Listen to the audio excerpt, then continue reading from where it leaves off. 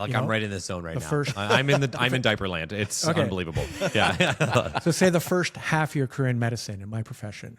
Yeah. The second half, I think it's a wonderful opportunity, and you're aware of the pain points. You're aware of sort of the inefficiencies in the system. Yeah. You're aware of these things. Like 17 years, that's nuts. Yeah. We got to be able to do better than that. Yeah. From scrappy founders to 8-figure success stories, we're busting startup myths, getting raw insights from market-tested entrepreneurs, and revealing the proven playbook for bootstrapping your B2B startup to 5 million. This is the Startup Different podcast. Hello, folks, and welcome to another episode of Startup Different. I'm your host, David Singleton. I'm here with the fantastic Chris Singleton. We got another person here today, Brian Mahoney. Brian, what's going on? What's going on? Well, I just took the train down from Kingston. Very happy to be joining you guys. Limestone City, let's go. Hang on, before we even get into your story, Brian, I have to say I'm really touched that you're here because you are somebody who reached out to us, who listens to the podcast. He's the one. And obviously expressed an interest in what we were doing, and it was like really touching. I was like, wow, this is awesome. There's this guy who's like really into it. He's got his own business and he's doing his thing. And you're like a completionist, right? Like in terms of listening to the pod. So you started like all the way back at the beginning. Number one. Number zero. Wow. Zero. Zero. That's wow. Zero. Man, we argued about that one. Boy, I regret it now to this day. Well, I listened to the one you repeated it. Yeah, we did a new episode. Yeah. We have episode 02, basically. Remastered. High definition version, probably like camera wise, it was certainly more sophisticated. Yeah. But so anyway, it's really great to have you here. I think it's also just for anybody like watching today, it's pretty cool because like if you reach out to us, you might make it on the show. So Brian's here today. And now, Brian, you have an exciting startup. I want to get into that, but it's all about Prehab, so Prehabilitation, which is very interesting to me. But let's start with like your story, like before that. How did you get into this? How did you find your way to a startup? Yeah, so I really had no entrepreneurial background. This was not me. I would give away the farm if I had anything to do with business. Wow, you're quoting Chris or me, I guess. Within the first minute. Yeah, we're 1 minute in and Chris is already under the bus. This is a great episode. Sorry. I'm a physician.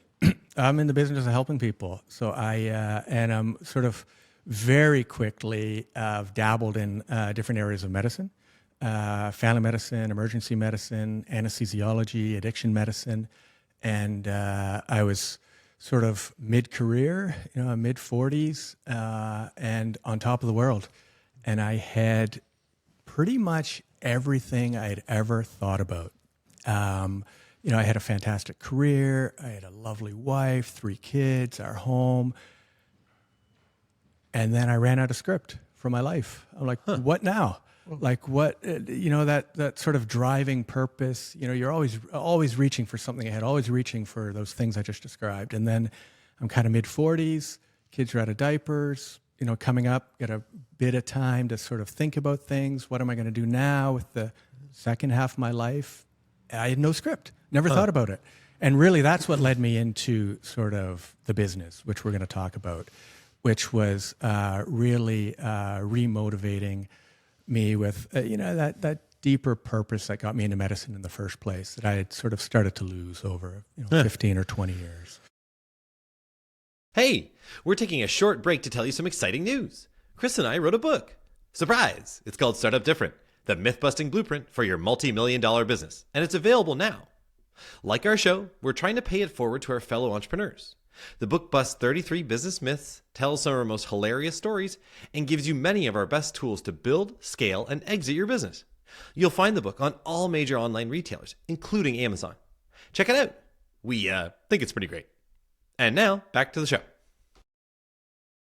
That's pretty fascinating because I know, and I mean this, not that you don't look a day over 29 for the first thing I was going to say, but secondly is that it's just fascinating that, because for a lot of entrepreneurs, I feel like at least a lot of people we've had on this show, they're fairly young. And it's either their first or second crack. They might have had a career, very brief career, in quotes, I'd say like a 3-4 year career, and then decided, I want to take on this challenge I saw at work or take on this thing. You, on the other hand, are kind of like in this zone where you had a lot of professional accomplishments, like really like everything you just listed off. Your family's in great shape. you've got the house and all these things, and then you decide you want to get into it. And I wonder, does that feel riskier to you? Because I feel like when you're young, you got nothing. Like, I mean this the right way to all the young listeners, but you don't have any kids, you don't have a mortgage, you don't have these things going on yet. Does it feel risky to do that, to make that jump? Well, the way I sort of sold it to my wife and the way I sort of thought about it was, I'm going to sprinkle a year of retirement through. I'm not an academic physician, so we don't get sabbaticals, but I've always loved the idea of sabbatical. Go off and learn something new and mix it up a little bit, then come back. And so my thought was, I'm going to pursue this for 2 years. I'm going to work half time for 2 years, and I'm going to pursue this. And if it absolutely fails, I'll retire 1 year later, and sort of, I can do that. I'm privileged enough. I'm lucky enough that I could do that in my job. And so that was the original intent. But then COVID hit and threw everything. Now we're like, okay, so what year? We're talking 2019 there, basically? This is the sort of inception. The seed was, planted, started to grow 2019. Okay. Just getting things off the ground, and then got completely derailed. Right, of course. So that sort of 2 year plan is now like a 5 year plan. I'm sure your wife was like super thrilled by that, extending that timeline. Well, things are wearing a little bit thin.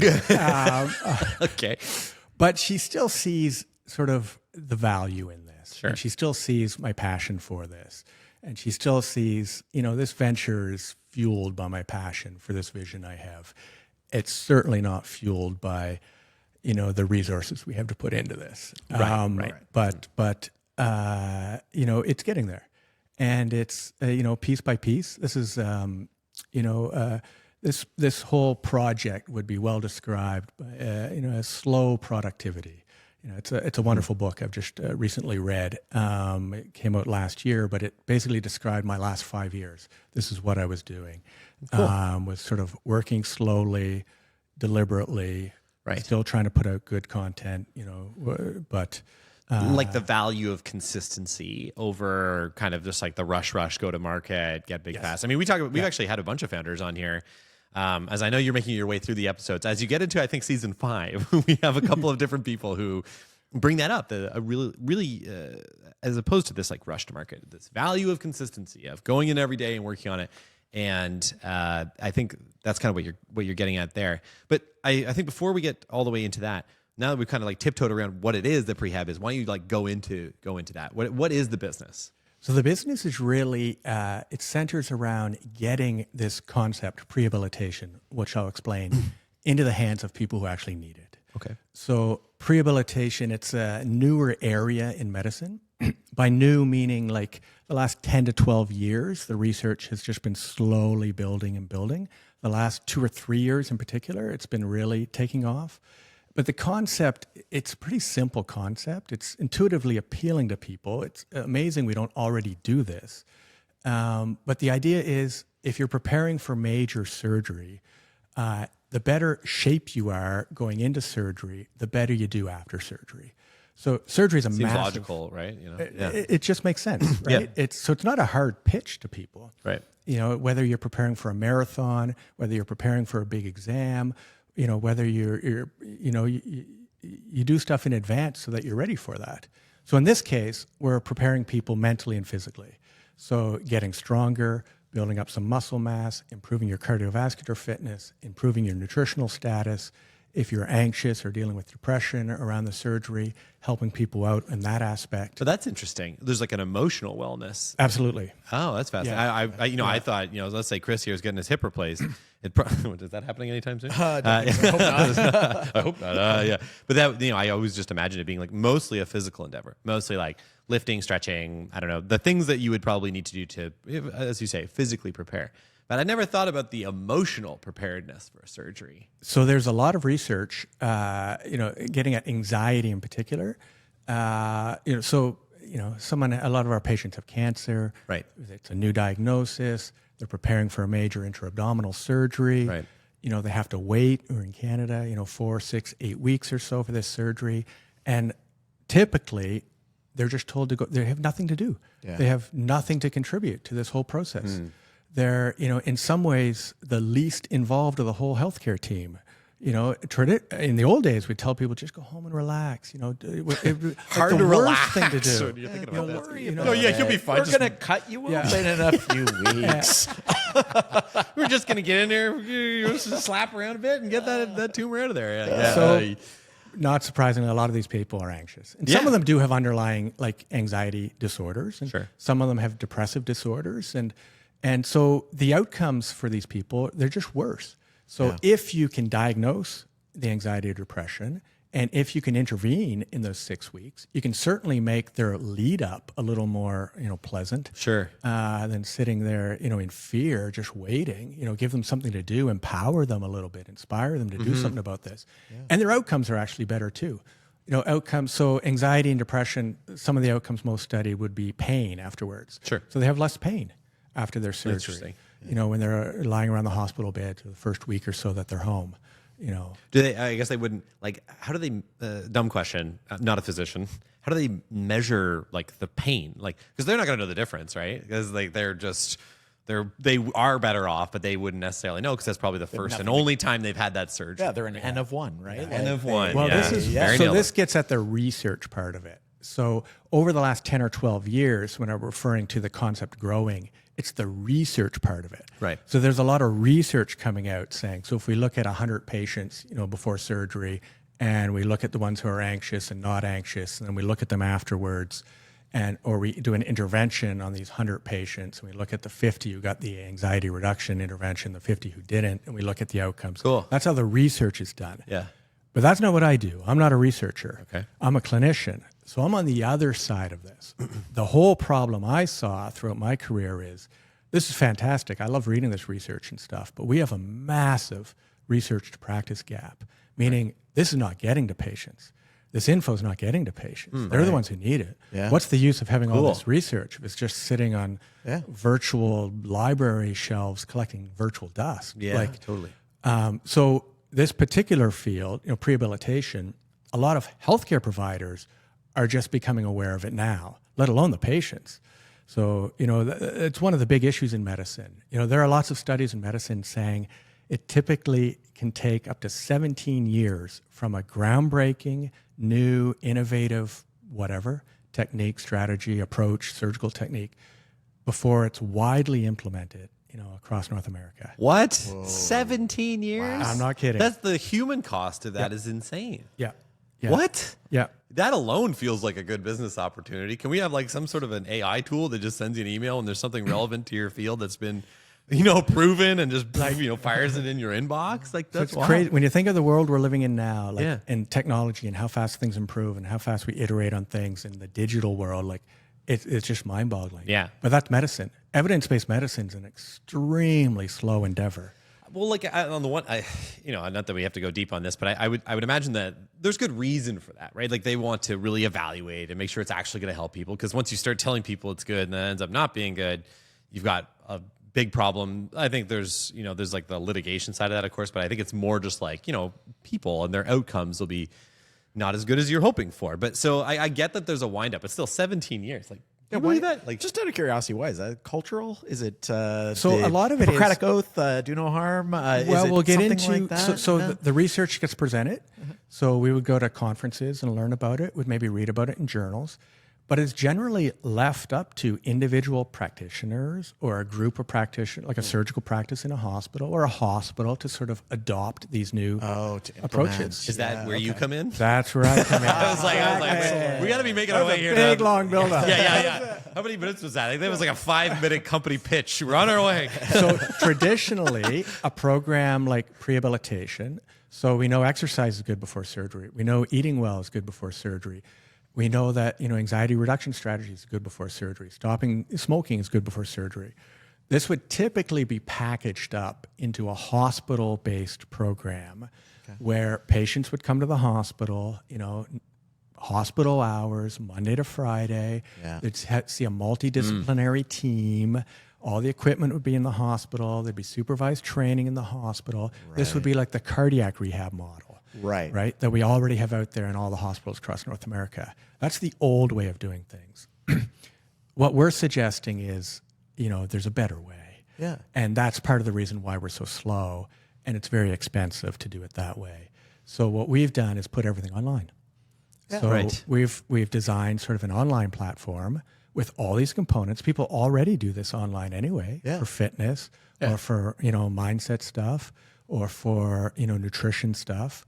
So we've taken all these components that's out there, we've bundled them all together, we've made it into a digital program, and people can conveniently do this program immediately at home in their living room, with their loved ones supporting them, with us supporting them, digitally, remotely, at a fraction of the cost that you could do this in hospital. Right. So that's the business. That's what we've built. The cost, is it on the consumer, or like in the hospital setting, is that an additional cost, like outside of like your universal health care, depending where you are in the country and all that kind of stuff?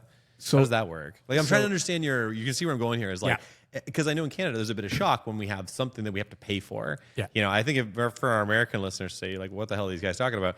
That's probably covered by my super duper insurance or whatever, maybe. But I think that here, at least, it would be shocking to pay more for something. So have you run into that at all? Yes, we have, because we sort of have two arms for this, and our initial thought was, okay, and this was sort of based on me, and I was going against our advisors, and I'm like, I want to do the B2C arm first. I want to go, because it's just not fair that some people, depending on where you live and what hospital you go to and what province you're in or what state you're in, that you may be offered some of this services or not. Mm-hmm. Right. And so I'm like, let's at least give people a chance to pay for it if they want to. So let's put it online. Let's make it a sort of B2C sort of approach. Yep. Consumers can find us, patients who need the program. They pay $100 or so to get it, and they get access to it. The idea was to use that model to sort of bootstrap and fund our way. I thought that would be easier. I thought the threshold to put it online and sell it to individuals would be lower. There's a bit of a threshold. You have to, hospitals won't, buy a very, an MVP that's sure. kind of That's an institutional sale. That's you have to have like unless you're making it with a hospital, you're going to have like a very qualified product, I think, by the time you're pitching that. Exactly. Right.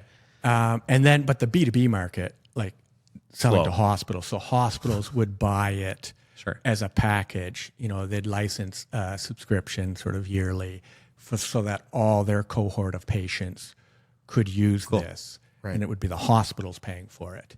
Cool. And then our pitch to the hospitals is, this is way cheaper than you guys doing it yourselves.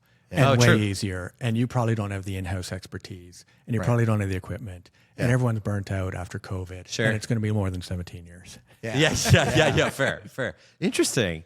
So, okay. So I think you're kind of alluding to that B2C model didn't really work. Correct. Okay. Yeah. It's hard to reach people. And the bottom line is, we found it very hard to reach people at that exact moment when they need us. Yeah. Right? So they've left the hospital, they've had their colonoscopy, they got bowel cancer, they got the bad news, they're going home, they got surgery in 6 weeks. We got to get them right then. Yeah. And we couldn't quite figure out a way to get them right then. And it's kind of like you said, it's up to sort of each clinician to figure out how they're going to implement things. So even, you might tell them about this, but if they don't go back and actually say that to their patients, hey, you should do this. You got 6 weeks, you should do this. Yeah. They don't do that, it doesn't happen, right? Yeah, I'm totally with you on that. Like, because you would be leaving, like, I mean, for most people, you'd be in a state of shock leaving the hospital with a diagnosis like that. Yeah. So it's hard. In any event, the person you're probably going to trust the most is either the doctor in question or perhaps a friend who's had the same thing. That's probably your available like advisor that you'd need to appeal to get to that consumer, which is, and again, you're almost delirious. Yeah, that'd be really hard to reach them. So Brian, so where's the friction? Okay, so I feel like everybody's going to buy in on this idea. I got some bad news. Seems like a great idea. 6 weeks from now, I'm going to have to go in and get cut open for something. Yeah. I want to get through that as quickly as possible, recover as well as possible, and be back on my feet as soon as I can. Yeah. So this all makes sense. So when you think about that, the clinician bad news, that key moment, why doesn't it happen? Is it an awareness thing? Is it the clinicians just aren't buying in yet for some reason? Is there a cost It's issue? an easy pitch to the clinicians love this. Right. So we're basically saying to them, like, I mean, I've yet to meet a surgeon, an anesthesiologist who doesn't want the best for their patient. Right. Like it's just, and if you add the fact that you can say, and I think if, we can get your patients home sooner, like decrease their hospital stay, decrease your complications if they do this, decrease the amount of patients who are returning within the first month to the hospital. Yeah. So it's an easy pitch to the surgeons. So one of our strategies was we made up cards that the surgeons, at that very moment where they're breaking the bad news, patients typically still leave with a handful of papers. Pamphlets. And so absolutely. this would be one of those pamphlets, and hey, you might want to check this out. That's all they need to say. Right. They don't have to pitch it for us. It's on the card. It's on the website. Yeah. And we started with that, and we got some success. Like the surgeons were happy to hand it out. It's a bit of a nuisance, right? You got to find the surgeons. You got to mail them these packages. You got to a bit of effort to get it in their hands to hand out. You got to replenish. Keep the stock up. And some of the feedback, you alluded to this. Some of the patients were calling back. We heard this. Were calling back their surgeons, furious because they had to pay for it. Right. Because in Canada, and I mean, really, we typically don't fund nutrition-related stuff. Yeah. We typically don't fund people to go to a gym outside of a hospital. Yeah. We typically don't fund programs online, like mindfulness-based programs in our healthcare systems. But, it's kind of surgical related to people. Yeah. So we did get some of that feedback too. I suspect it would be easier and different in the States. We really haven't tried to crack that market yet. I think that's the next good move for you, just for what it's worth. And we could talk about that in a second, because I find the United States has a lot of money in their healthcare system in general, and the expectation is that you pay, or you pay, the insurance company for some reason pays like 30, 50, 60, 70 times the actual cost of the procedure and like all these other things. But I think that's fascinating so you had this initial like consumer response that was kind of like tepid. So instead now you go to the hospital and you say, okay, president of hospital, we want to, or I don't know, chief surgeon, or I'm not sure who your exact target is. Yeah. We want to offer this program. You don't have to do anything. It has all these great benefits. All this, we're going to take over this prehab thing. Yeah. And what are the objections? Like, I'm sure there's a price objection. Everybody wants to save money, but I'm sure you can be like, well, they don't spend as much time in beds. There are all the other benefits you just mentioned. So where are you at in that, in terms of that market acceptance and these objections you're getting from hospitals? So we really spent almost a year, I would say, beefing up the program to a level where hospitals would consider us. Cool. And I mean, I've like been on videos that side of and documentation. We've built a whole library. We're basically saying, our program's built on the latest evidence for prehab. Cool. So and you're a doctor too. This has got to be like so much more legit. I suspect. Right? I think so. Well, like you've had people come and sell you something, I'm sure. Yeah. Right? So I think you were actually just alluding to that a second ago. So like how to do it, the wrong way, because you've had awful, I'm sure, experiences through that. Yeah. So the right way to do it probably as well. And so how's it, like, sorry, I keep cutting you off because I'm excited. I know the pain points. Yeah, exactly. I know. And the pain points really right now are the thought of designing and implementing a multimodal, like a various departments sort of program in a hospital is just too overwhelming to even think about. Like all the emails, all the stakeholder involvements, and putting it all. It's a massive project, and most of us coming out of COVID. So I was head of the department where I worked for 10 years. Doing stuff like the quality initiatives and things. It was part of the job, and it's a huge effort to do something like this. So if someone came in to me, this was part of the inception for this, and actually pitched this idea to me, like, hey, we'll do it for you.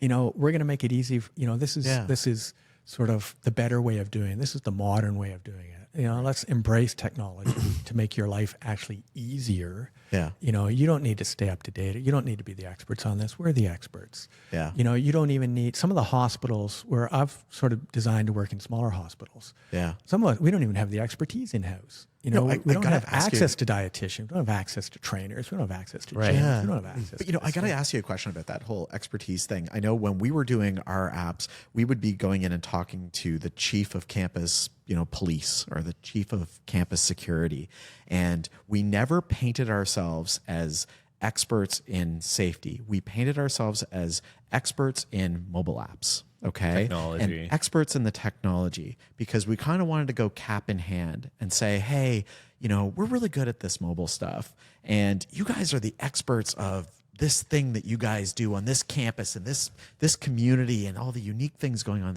How can we help you? How can we bridge this gap? Yeah, like if I went in and I was a chief of police, we didn't have the credibility to do it, whereas he does. Yeah. But I'm wondering about, how does that work? Do you ever go in and kind of find like, oh, this organization, they kind of think they're doing best practice, but they might not actually be, because you're a lot of pages ahead of them 17 years on ahead the research. of them, roughly. Yeah. Is that Give or ever take. an issue? Is that ever some of the friction? So we have a version of your approach too. Yeah. And that is, there's a certain sort of a preparation type stuff that the physician needs to do and needs to be involved in that we're not touching. So there's a realm of stuff, medical optimization.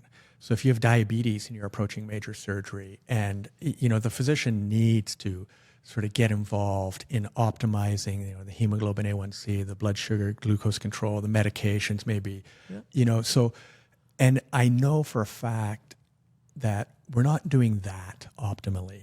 We're not doing, so my sort of pitch to the surgeons, to the hospital groups, is that, let us do this piece of it that you're not experts in. Right. So surgeons, anesthesiologists, we don't know much about nutrition. Yeah. We don't know much about exercise. We don't know much about, behavioral strategies to help people quit smoking. That's not our expertise. Right. So we're saying, you guys are the surgeon. You need to do what you're trained to do.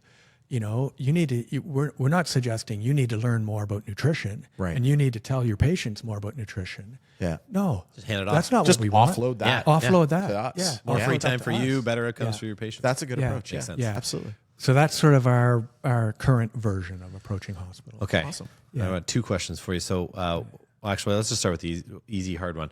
I don't know what that means. What's your biggest challenge right now with your business? Because it sounds like this is a really good idea. Sounds like, I think you have a couple of hospitals that are doing this or trying it. Where are you at here? So, the biggest challenge right now is, and it kind of is our, we've launched. We're out there. We're online. People can sign up right now. We're It could be you right now, communicating listener. with hospitals. But this is not my full-time gig. We're not funded. We're trying to bootstrap this. Right. We have a very small, lean team. Like I devour those, Eric Ries lean startup. Oh, yeah. techniques. Oh, yeah. Classic. That's how we approach this. Yeah. And I'm still working clinically. Roughly 50% of the time. This has always been just slightly off on the side of my desk. Yeah. It hasn't been my main focus, which it got us to this point. So it's that and the money that we've put into this is running low. There's a little bit of money coming in, so that's where we're at. That's the biggest struggle right now. Yeah. Do you? I guess important. So this comes full circle to your consistency comments before. You've been doing a little bit of work on it, and it's going. Do you feel though, like, is there like market pressure? Like, are there competitors that are showing up now? 17 years into this research, all of a sudden they're like, "Oh my God, we've been missing this the whole time." Yeah. You know what I mean? So I want to understand your market position, or is this something where you have to like you're educating the market very deliberately, and it sounds like it's very challenging, which is kind of surprising again, given the age of the data. But then, are there other competitors out there doing this, and are they Canadian or American? There are now. Okay. 3 years ago, I would say no. When Right. I was talking to people about this, and I'm talking to potential, advisors and stuff, people helping me out, different people. Yep. I was saying, and we're alone. Like the market is empty. No one's doing That this always in the scares way me a we're little bit. suggesting. Well, and that's some of the things I learned from you guys about that. You guys had more success, you were saying, when you're actually going in to talk to people at universities and they knew what an app was Yes. for patient safety. And now they're starting to compare you to other companies. So and it's a lot of effort to educate the market Totally. in this domain. My guess to this day is still 50% of physicians in the field, like perioperative physicians, have never heard the term prehabilitation yet. Right. Like I'm Yeah. still giving talks at conferences and stuff, educating people on the very basics on this. So that's a lot of effort. So now there are, I would say the last year and a half, a few companies have popped up in Canada, the UK. The US is sort of a little silent in this domain. They're still almost empty. They're taking a slightly different sort of approach to this. But everyone's in their infancy. Everyone like just launched. Really? Everyone is sort of, Cool. there's no market That's leader. actually a good Great. sign, though. Yeah. I feel better that I hear that more competitors are coming in, because that all of a sudden it's not just you educating the market. And then when, especially institutions that go out and do purchases, they then go out to tender, and then they're going to, get everybody to quote on their solution for this and have everybody into demo. And we've certainly been in those shoes. But that's like a better place when you're getting like I used to get these kind of like terrible emails that would be like from an organization, and they would say, we'd like a quote of your services for whatever. And initially you're like, wow, this is great. This is exciting. But all they're doing is they have to get the multiple quotes for the other vendor they want to buy. So that's why they're talking to you, right? So you say, I would always send them like, it depends if I wanted to mess with them or not. Sometimes I'd put like a rock bottom quote, like ridiculous, like it's like almost nothing, just to totally mess up whatever was happening over there.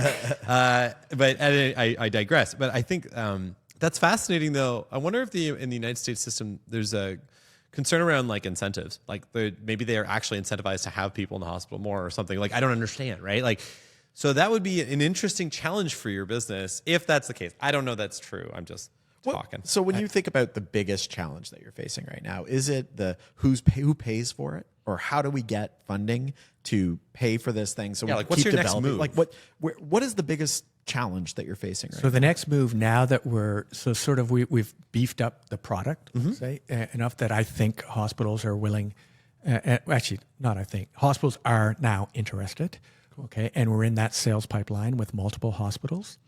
The sort of 2025 plan is to, get a handful of those hospitals on board, tweak the product for hospitals. So we're back to the build, measure, learn, learn, right? Keep so it we need, part of what we're providing is analytics to the hospitals. So they want to know, cool. These Dashboard. quarterly reports, dashboard. Yep. So we need to build that. We need, what do you actually want on this? Right. So we're talking to them. This is not something we were talking about with the B2C type approach we have, Sure. right? Yeah. So 2025 is still a lot of learning, a lot of early building, early validation, getting some sales. I hope not raising money. I really want to keep bootstrapping this baby, as long as we can. And I think, so far the burn rate's pretty low with, and we got enough to get through 2025. Yeah. You've got other debt instruments too, though. Like you could get another mortgage. Like if you really, you know what I mean? Like you don't, again, this is probably an advantage of your current position, is that you could go and you have other means of finding capital that maybe wouldn't be accessible to somebody who's younger.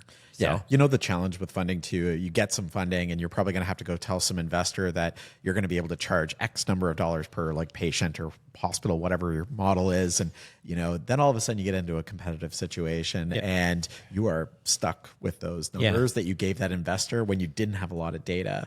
I know from our perspective, we had times where we went in and we had like significant deals that we felt like we had to win a state, to do things like that. And we were bootstrapped, so we could lower the price wherever we wanted to. We hadn't made any commitments to anybody. So a lot of flexibility. I love the idea of sticking with the bootstrapping at least as long as you possibly can. Yeah. And then if you do have to get investors, boy, I would be really having some candid conversations. Like, we're in this for the long game and we want to win. And if that means we have to drop our shorts to win some deals. Figuratively.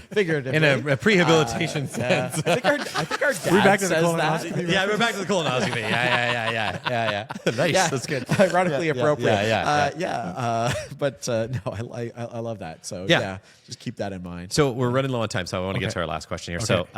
So you're still reasonably early in your business, but I want to understand from your perspective, what do you think a startup myth or some sort of like surprise, something that would be useful for new founders that you think you could drop some wisdom on them today?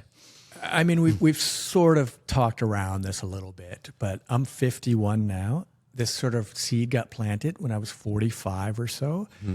I actually think that is a fantastic time to start something new. Cool. It doesn't have to be a business. There's a few curves for anyone in the sort of thinking space, anyone in the the professions like medicine, like academics and stuff, where you're on the downhill side of the curve. You're no longer at your peak anymore in terms of what you do, clinically, making groundbreaking research, stuff like that. But you have a tremendous amount of knowledge. Yeah. And you have a tremendous amount of experience. So thinking about like, how can I leverage that? So maybe I'm not cranking out the, high impact research papers I used to. Maybe I'm not cranking out, the 1 in 3 call and seeing all these patients that I used to, because I'm now, I'm getting a little tired of it after 20 years. I'm getting older.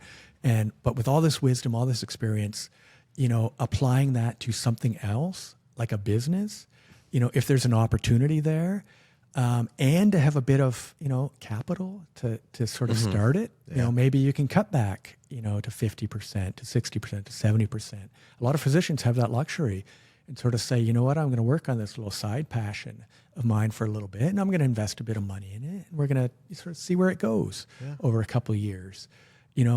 So there's clearly some advantages to being early 20s, not having a wife, not having kids, not having a house, not having a mortgage, not having those responsibilities. Sort of, on someone's couch and in the garage working away at this, the stereotypical. The stereotypical. Yeah, for sure. But I actually think this is another, like the early 30s, the toddlers, the diapers, getting your career started would be awful. I think, I'm right in this zone right now. First, I'm in diaper land. It's unbelievable. Yeah. So say the first half of your career in medicine, in my profession, the second half, I think it's a wonderful opportunity, and you're aware of the pain points. You're aware of sort of the inefficiencies in the system. You're aware of these things like 17 years. That's nuts. We got to be able to do better than that. And using technology to help us out in certain areas. You're aware of all this stuff. You've been through the struggles. And then, I bet there's all kinds of physicians out there and other, I speak physician because that's what I am, but other sort of people in different careers like this where they have tremendous, they've been maybe complaining about all these issues for years and years and years. They have an opportunity to do something about it. Yeah. Or maybe, like me too, also, reignite that little flame, that little passion that, you once had for doing medicine or doing your career that maybe after, 15 to 20 years has dwindled a little bit, and so that it certainly worked for me. And so I think that's a wonderful time. It's awesome. Interesting. We always talk about working in the business versus working on the business. And it's almost like first part of your career was working in the business and really knowing the day-to-day, how it runs. I like that. And then, the way that, especially in like a hospital setting or like a healthcare setting, at large, this is like you working on the business of healthcare by starting a business and, offering services and products in that space. It's really cool. That's really cool advice. We've never had anybody on the show bring that up. So that's like how your mid 40s is actually a really great time to start a business. I think that's really interesting. Excellent. Cool. Brian, thank you so much for joining us. Awesome discussion. Very cool business. Prehab MD, very, very interesting. Folks, thanks so much for joining us on another episode of Startup Different.